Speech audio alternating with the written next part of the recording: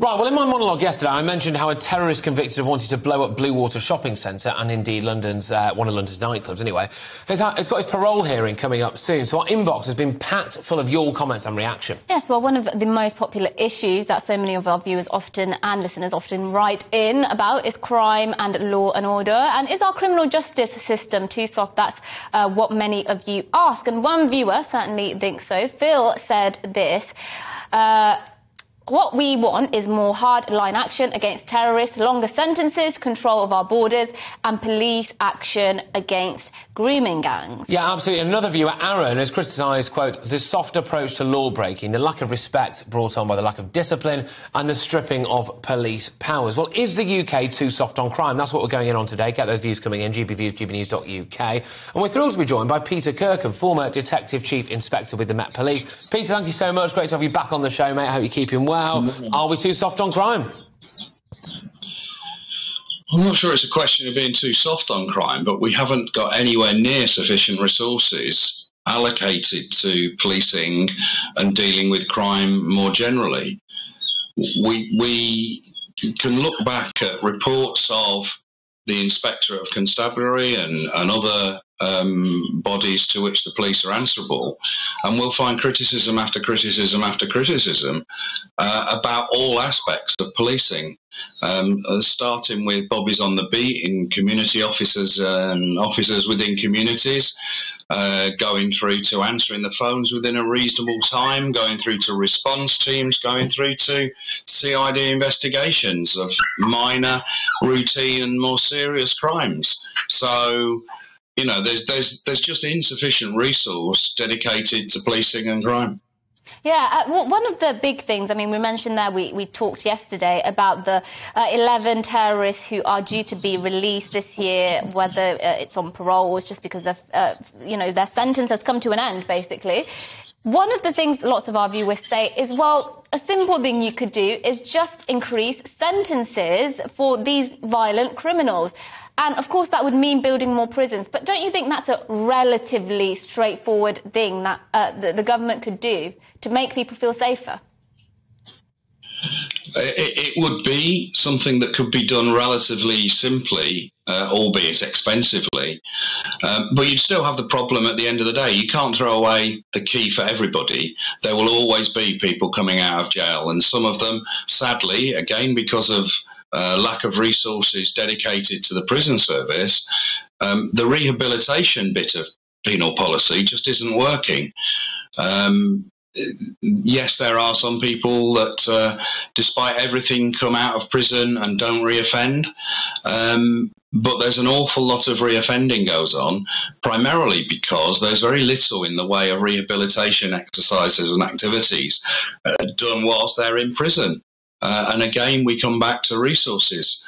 You cannot do these things on the cheap and expect magic results. It simply doesn't happen.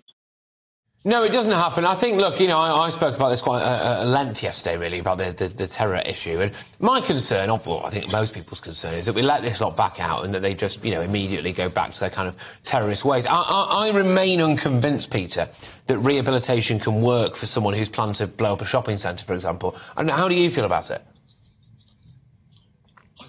Some cases where rehabilitation is very difficult or impossible, for sure, and people with such sort of entrenched and long-standing views as many terrorists have, where the hole has been dug really deep, it's going to be particularly difficult. We know that sex offenders are another category where rehabilitation can be difficult in some of the more serious cases.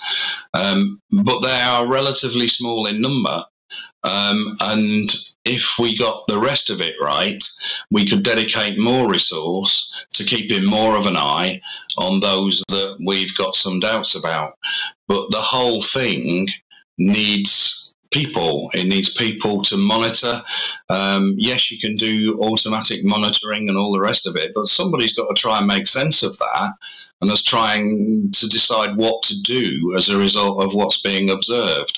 So there's no shortcut to this. Unfortunately, this government seems to think that there is. Well, this is something you would have heard a lot, I'm sure, about the police going too woke. And in fact, Aaron, who emailed us in, said the problems with today's justice system is the damage by the woke movement. Now, do you think that's a bit of a red herring, or actually is there some truth to that? It's a total red herring. The police are caught in a catch-22 situation here.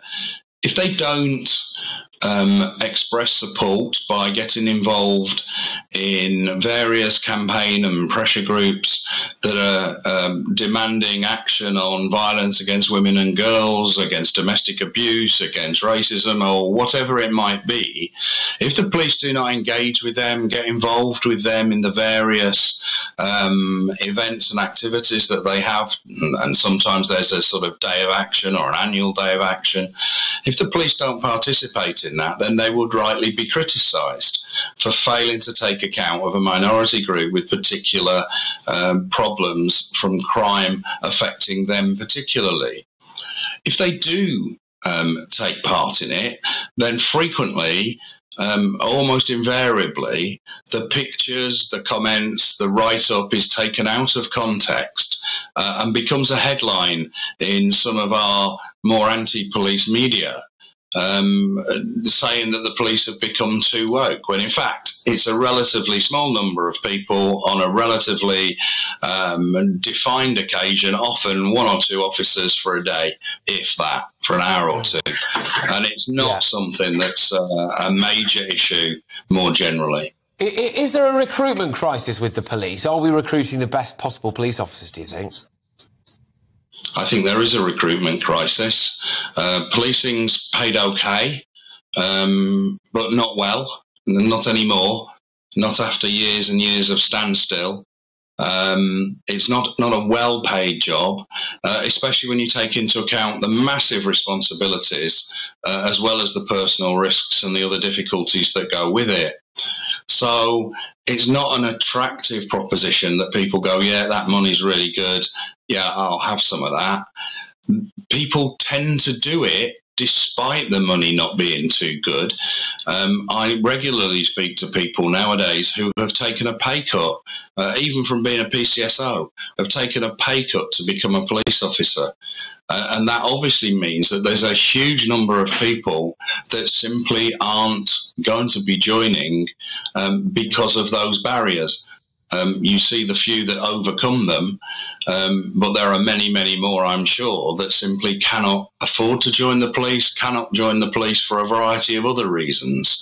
The police is not a good recruiting organisation. It's appalling, in fact, and it just churns people. Good. So, well, Peter, look, thank you very much. As always, Peter Kirkham there, of course, former Detective Chief Inspector with the Met Police, giving us his sage wisdom on all matters sad policing. Dog at the end of I did wonder there. about that, Maybe actually. his dog wants some attention. Yeah. I'd actually love to be, well, if I wasn't as academic as I was, which led me down to it, going to university. And you about to say you're too smart to be a police officer? No, that's absolutely not what I'm saying. I'm saying if I was not as academic as I was, I would have pursued a career in the police and been in the more sort of on the ground work in the police, because I think it's a great career, but I think they're underpaid and they put up with a lot, and they have all these sorts of, you know, the kinds of woke things people are referring to when they talk about it. It's not coming from the police men and women themselves. It's coming down from above, and they're being told to do all these ridiculous things. I think like the rainbow helmet stuff was a bit much, though, and I think as well, you know, like I think most people would like police to stop crime, and I think the idea that, I think, for example, during the pandemic, you know, if you got broken into, for example, and people were saying, oh, it's taking ages for police officers to come around, but they're doing TikTok dance videos, it doesn't look particularly good, but anyway, I'm sure it was just a fringe minority of police officers. Interesting view, actually. Somebody has just said they're not recruiting the best people. We have too much influence now from academia, which is kind of my point. I don't think academics, people who are academically apt, need to be going into the police. They're already ruining everything else with all their mad theories. Dennis has been on. Bring back the death sentence for terrorist crimes, for more convictions as well. So kind of ties in with what I said yesterday, Dennis, which is, I think if someone is, in my opinion anyway, I know you disagree, but in my opinion, if someone's convicted of a serious terror offence, like, you know, plotting to blow up a train station, just execute them, be done with it. Why are we paying for them? Well, Andrew says that ex-copper you just had on said that police do not have enough resources. Maybe if they went back to driving normal cars instead of BMWs, got off their butts from monitoring people's hurty words, emails, so referring to hate crimes there, they might have more money.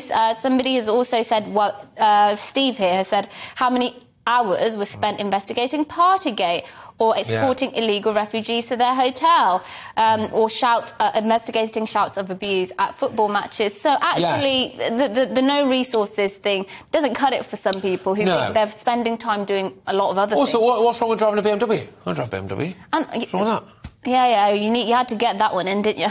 What's wrong with... You're right, Land Rover. But yes... also, to be fair, I don't want a police... If I'm calling the police, I want them turning up in the whizziest car possible, not in some banged-up old Fiat Punto, which, by the way, that was my first car.